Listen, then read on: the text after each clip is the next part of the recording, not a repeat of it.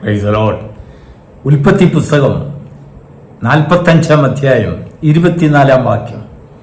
യോസേഫ് തന്റെ സഹോദരന്മാരെ യാത്രയാക്കി അവർ പുറപ്പെടുമ്പോൾ അവരെ വിളിച്ച് യോസേഫ് അവരോട് പറഞ്ഞത്, നിങ്ങൾ വഴിയിൽ വെച്ച് ശണ്ട കൂടരുത്.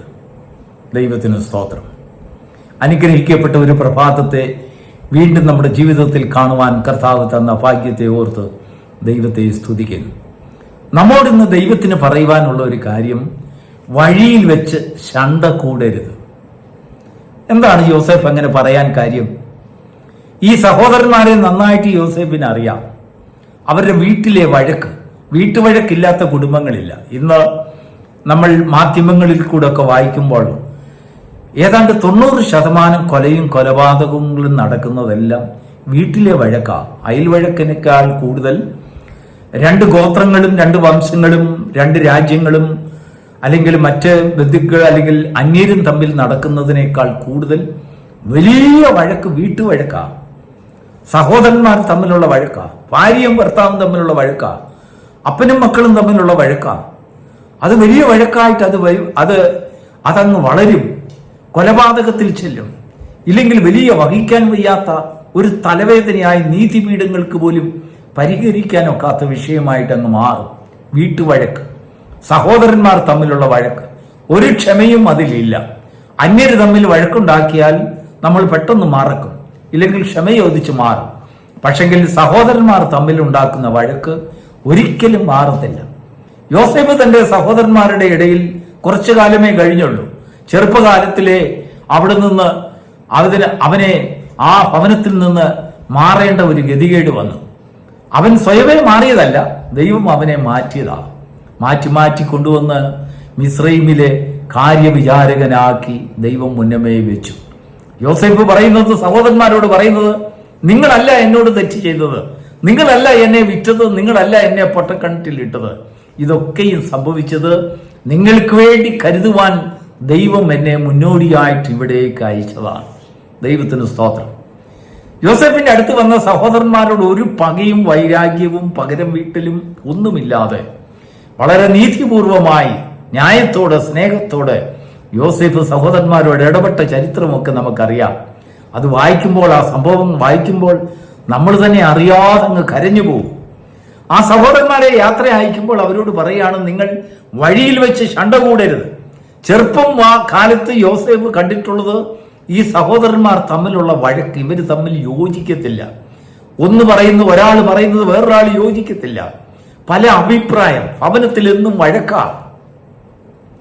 ഇപ്പോൾ യോസേഫ് പറഞ്ഞ ആ വാക്കിന് ഒരു പ്രത്യേക കാരണമുണ്ട്. അവർ ഒരു ക്ഷാമത്തെ നേരിട്ട അനുഭവമായിരുന്നു. അവർ പാർക്കുന്ന കനാൻ ദേശത്ത് ക്ഷാമം, ധാന്യമില്ല, എങ്ങും ക്ഷാമമാണ്, പട്ടിണി, പ്രയാസങ്ങളാണ്, എല്ലാ ഭവനത്തിലും പ്രയാസം. എന്നാൽ അവർ മിസ്രൈമിൽ വന്ന് യോസേഫിനെ കണ്ടുമുട്ടിയതോടുകൂടി അവരുടെ പ്രയാസം മാറി.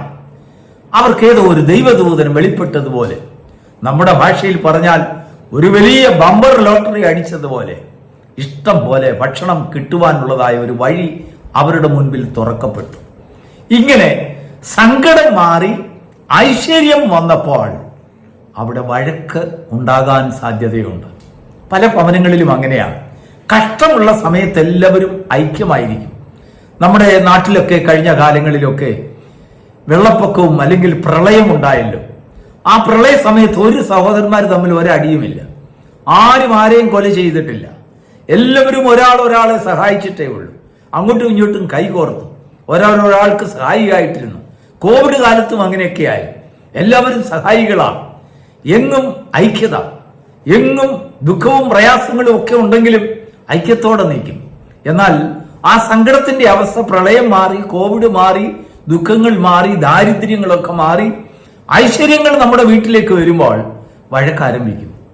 പണം വരുമ്പോൾ, സമ്പത്ത് വരുമ്പോൾ വഴക്കാരംഭിക്കും. തമ്മിൽ മത്സരം ആരംഭിക്കും. ഈ സഹോദരന്മാർ യോസേഫിന്റെ അടുത്തുനിന്ന് തിരികെ പോകുമ്പോൾ തമ്മിൽ കുറ്റം ചാർത്താൻ അവർ തിടുക്കം കാണിക്കും. രൂബേൻ എന്ത് പറയും? യഹൂദ എന്ത് പറയും? രൂബേൻ പറയും, കണ്ടോ, ഞാനല്ലേ അവനെ രക്ഷിച്ചത്, ഞാൻ അന്നേരം നിങ്ങളോട് പറഞ്ഞില്ലേ അവനെ കൊല്ലരുതെന്ന് പറഞ്ഞില്ലേ? യഹൂദ അപ്പോഴേക്കും വന്ന് പറയും, നോ, നീയല്ല, ഞാനാണ് രക്ഷിച്ചത്. അങ്ങനെ അവരുടെ ഇടയിൽ കൊല്ലുവാൻ പദ്ധതിയിട്ടവരോടൊക്കെ ഒരു മത്സരം, ഒരു സംസാരം, അല്ലെങ്കിൽ ഒരു വഴക്കിന് കാരണമായി തീരും. യോസേഫ് അത് അറിഞ്ഞു. യോസേഫിനറിയാം ഇവരാരുമല്ല യോസേഫിനോട് അന്യായം ചെയ്തത്, ദൈവത്താലാണ് ഇതൊക്കെയും സംഭവിച്ചത്. പക്ഷെങ്കിൽ തന്റെ സഹോദരന്മാരെ തിരിച്ചറിയുന്നതായ യോസേഫ്, ഒരപ്പന്റെ വാക്ക്, ഒരപ്പന്റെ ഹൃദയം. ഈ സഹോദരന്മാരെക്കാൾ എല്ലാം ഇളയവനാണ് യോസേഫ് എങ്കിലും യോസേഫിൽ ഒരു അപ്പൻ ഇതാ പിറന്നിരിക്കുന്നു. അപ്പന്റെ സ്വഭാവം. അവൻ പറയുകയാണ്, നിങ്ങൾ പോകുന്നത് കൊള്ളാം, നിങ്ങൾ സന്തോഷമായിട്ടാണ് പോകുന്നത്, നിങ്ങളുടെ പട്ടിണി മാറിയെന്ന് എനിക്കറിയാം, നിങ്ങളുടെ ദേശത്ത്, നിങ്ങളുടെ ഭവനത്തിൽ ഇന്നു മുതൽ ഐശ്വര്യം ഉണ്ടാകുമെന്ന് എനിക്കറിയാം, നിങ്ങളുടെ ഭവനത്തിൽ ചെല്ലുമ്പോൾ ഇഷ്ടംപോലെ ധാന്യം, നിങ്ങൾ മിസ്രൈമിലേക്ക് വരും, നിങ്ങൾ ഈ ഗോശൻ ദേശത്ത് പാർക്കും എന്നൊക്കെ എനിക്കറിയാം. ഐശ്വര്യങ്ങൾ നിങ്ങളെ തേടി വരുമ്പോൾ വഴക്കുണ്ടാകാൻ സാധ്യതയുണ്ട്. വഴിയിൽ വെച്ച് വഴക്കുണ്ടാക്കരുത്. വഴക്ക് വന്നു പോയാൽ എന്ത് ചെയ്യും? ഒരു പെട്ടെന്നൊരു സംഭവമാ, വഴക്കങ്ങുണ്ടായാൽ എന്ത് ചെയ്യും? എങ്ങനെയാണ് നിയന്ത്രിക്കുന്നത്? അതിന് വചനമുണ്ട്. നിങ്ങൾ വഴിയിൽ വെച്ച് സംഹരിക്കപ്പെടാതിരിക്കേണ്ടതിന് പുത്രനെ ചുംബിച്ചുകൊള്ളുകയും. 2-ാം സങ്കീർത്തനം 12-ാം വാക്യം ഒരു അഡ്വാൻസ് ആയിട്ട്, ഒരു പ്രവചനമായിട്ട് നമുക്ക് ദൈവത്തിന്റെ ആത്മാവ് പറയുകയാണ്, വഴിയിൽ വെച്ച് സംഗ്രഹിക്കപ്പെടാതിരിക്കേണ്ടതിന്, നശിച്ചു പോകാതിരിക്കേണ്ടതിന്. നമ്മുടെ വഴിയെല്ലാം വഴക്ക് നിറഞ്ഞ വഴികളാണ്. അസൂയയും കലക്കവും പ്രയാസങ്ങളും തമ്മിൽ തമ്മിൽ കുറ്റം ചാർത്തലും ഏഷണിയും ഒക്കെ ഉണ്ടാകാൻ സാധ്യതയുള്ള വഴികളാണ് നമ്മുടെ മുൻപിൽ. ദാരിദ്ര്യങ്ങൾ മാറി ഐശ്വര്യം വരുമ്പോൾ ചില ഭവനങ്ങളിൽ സ്വസ്ഥത കെടും. അന്ന് മുഴുവനും വഴക്കായിരിക്കും. ദാരിദ്ര്യത്തിലെ ഐക്യതകളെല്ലാം അങ്ങ് മാറും. അന്നത്തെ ദുഃഖങ്ങളെല്ലാം അങ്ങ് മാറും. പാട്ടും പ്രാർത്ഥനയും എല്ലാം നിൽക്കും. ദൈവത്തോടുള്ള ഭക്തിയെല്ലാം നിൽക്കും. ഐശ്വര്യത്തിൽ അല്ലെങ്കിൽ സമ്പാദ്യത്തിൽ അവരുടെ ഭാവി ഐശ്വര്യപൂർണമാണെന്ന് കാണുമ്പോൾ, ആവശ്യത്തിനുള്ള ഭക്ഷണം ഭവനത്തിൽ ഉണ്ടെന്ന് കാണുമ്പോൾ അഹങ്കാരം മനുഷ്യനിൽ വർദ്ധിക്കും. വഴക്ക് അവരെ തേടി വരും.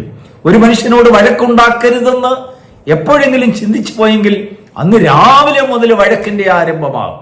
തൊടുന്നതെല്ലാം പിണക്കത്തിന് കാരണങ്ങളാകും. കാരണങ്ങൾ കൂടി വരും. നമ്മൾ എത്ര നിയന്ത്രിച്ചാലും സാധിക്കാത്ത രീതിയിൽ വഴക്കും വൈരാഗ്യങ്ങളും നമ്മുടെ ഭവനത്തെ ഛിന്ന ഭിന്നമാക്കും. സഹോദരന്മാർ തമ്മിലുള്ളതായ ഐക്യത നഷ്ടപ്പെട്ട് ഒരു സമാധാനമില്ലാത്ത അന്തരീക്ഷം ഭവനത്തിൽ ഉണ്ടാകും. കാരണം ഭവനത്തിൽ ഐശ്വര്യം വരുന്നു. നിന്റെ ജീവിതത്തിൽ ഐശ്വര്യം ഉണ്ടാകുമ്പോൾ ദൈവസന്നിധിയിൽ കൂടുതൽ താഴുവാൻ നാം അഭ്യസിച്ചിരിക്കണം. അതിനെന്താണ് ചെയ്യേണ്ടതെന്നറിയാമോ? പുത്രനെ ചുംബിക്കുക. എന്താണ് ഈ പുത്രനെ ചുംബിക്കുന്നതിന്റെ കാര്യം?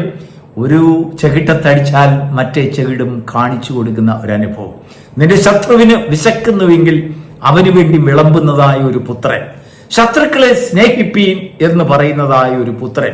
ശത്രുക്കളുടെ മുൻപാകെ മേശ ഒരുക്കുന്നതായ പുത്രൻ. ദൈവത്തിന് സ്തോത്രം. ആരെങ്കിലും നമ്മുടെ ശത്രുക്കൾക്ക് വേണ്ടി ഭക്ഷണശാല ഒരുക്കുമോ? കർത്താവ് പറയുന്നു, ഭക്ഷണത്തിന് വേണ്ടി നീ നിന്റെ സ്വന്തക്കാരെ അല്ല വിളിക്കേണ്ടത്, നിന്റെ ശത്രുക്കളെ വിളിക്കുക. ശത്രുക്കൾക്ക് വിശക്കുന്നുവെങ്കിൽ അവനെ വിളിച്ച് ഭക്ഷണം കൊടുക്കുക. അവന് വേണ്ടി നിന്റെ മേശ ഒരുക്കുക. ദൈവം ശത്രുക്കളുടെ മുൻപാകെ മേശ ഒരുക്കുന്ന ദൈവത്തെയാണ് നാം ആരാധിക്കുന്നത് എന്നുള്ളതായ ഒരു ബോധ്യം വരുമ്പോൾ വഴക്കും പിന്നെ അഭിപ്രായങ്ങളും നമ്മളിൽ നിന്ന് ഓടിമറയുന്നതിനിടയായിത്തീരും. നാം കടന്നു പോകുന്നതായ വഴി ശാന്തതയും സമാധാനവും നിറഞ്ഞതാകും. യോസേഫിന്റെ വാക്ക് ഈ പ്രഭാതത്തിൽ ദൈവത്തിന്റെ ആത്മാവ് നമ്മോട് പറയുകയാണ്. നോക്കൂ, കഴിഞ്ഞ കാലങ്ങളിലെ ബുദ്ധിമുട്ടുകളും പ്രയാസങ്ങളും ഒക്കെ മാറി ദൈവം നിന്നെ ഐശ്വര്യത്തിലേക്ക് നടത്തുന്നില്ലേ? നീ അറിയാത്ത വഴികൾ, നീ പ്രതീക്ഷിക്കാത്ത വഴികൾ നിന്റെ മുൻപിൽ തുറന്നില്ലേ?